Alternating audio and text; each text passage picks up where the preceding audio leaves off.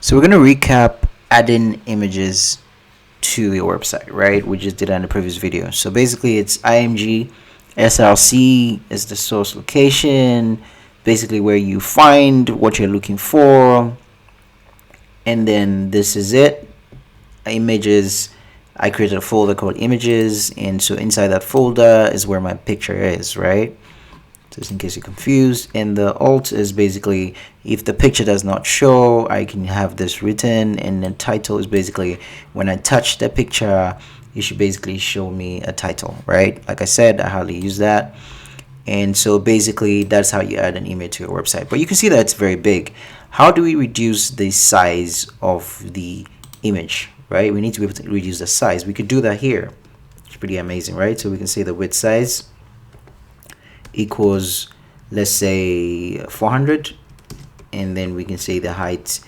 You can actually just use the width size, and let's see what happens, because it automatically just calculates the height as well. But then if you wanted to basically work on the height as well, you can say 200. It's gonna make it look really weird, right? And then save it. You can see that it doesn't work out, right? So you're better off just, I normally would just use width size, and then when you save it, it automatically calculates the height as well. All right, so you can control what this looks like, and so you can say 600, it becomes bigger. So now you can control the width size of the image.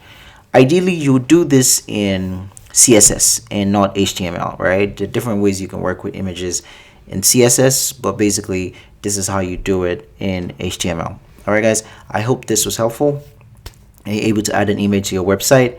Be a bit creative as to what you do with the images and how you add the images to your website.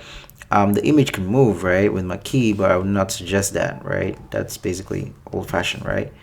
And then we can close the marquee right at the end of the image. So I can close the marquee here.